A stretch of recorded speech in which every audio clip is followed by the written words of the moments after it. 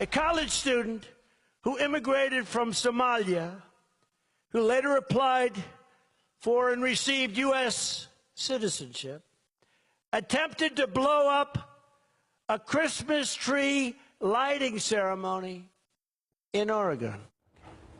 That was candidate Donald Trump back in August, warning of the potential security risk posed by college students from parts of the world prone to terror.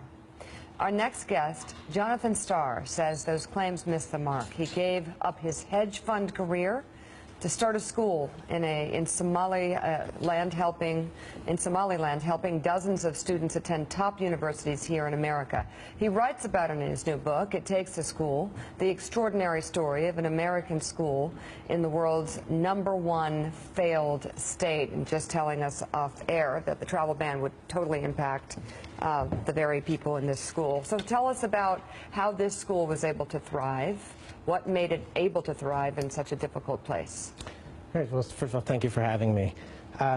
So when I moved to Somaliland in 2009 to open this school, I didn't come from an education background, I come from a finance background.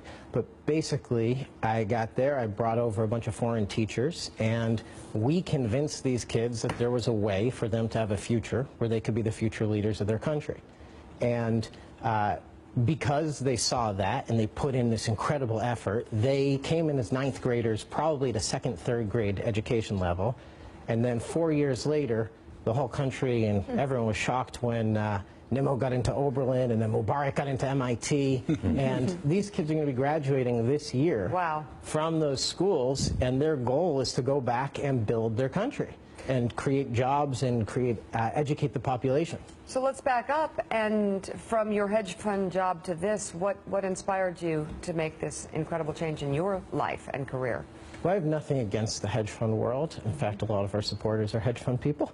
But I looked and saw this is my best chance probably to do something that would be really special. This was going to be all the pieces were aligned. I have an uncle who's a Somali uncle through marriage. I have Somali cousins. I was connected there. I had some money. I could donate the first big chunk to get everything going. I could move there, and I did. I moved. I lived at the school and was the headmaster of the school until not that long ago. I still go back often and make sure everything's going the direction it should.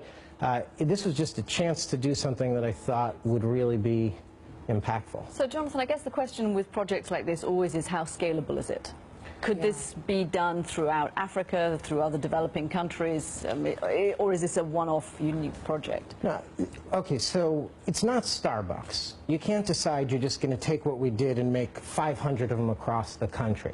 But what you can do, and the reason is because if we can get 40 kids into American colleges every year with full scholarships, these kids are poor.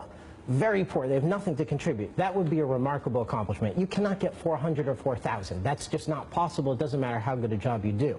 But the concept of what we did, we went and we convinced kids that it's worth it to invest in their future.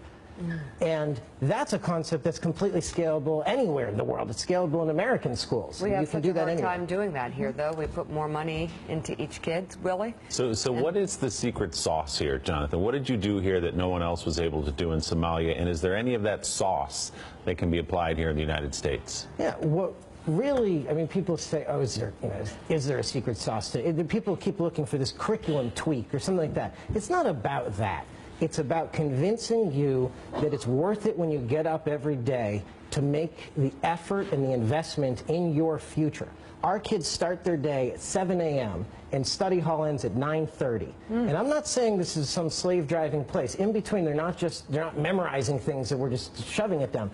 They do tremendous amounts of community service work. They do sports. They do extracurriculars. They're teaching classes for the kids from the local village. Our students, we'll have an 8th grader who is teaching kids from the local village who are older than they are, and we actually have to reject kids from the local village because we can't even fit them. There are over 100 kids who come every single day to get classes from our students. So what we did is we convinced them it's worth it. And if we could do that in our society here, if you walked into the school and you said, wow, I see success here. Like our early students, convincing them was the hard part. Now you get a student who comes to our school And they know, they may not have met Mubarak, who's graduating from MIT this year, but they know who he is, and they want to be like Mubarak. The book is It Takes a School. Jonathan Starr, thank you. Thanks, you for Jonathan. doing that. Awesome story. Thanks for checking out MSNBC on YouTube, and make sure you subscribe to stay up to date on the day's biggest stories. And you can click on any of the videos around us to watch more from Morning Joe and MSNBC. Thanks so much for watching.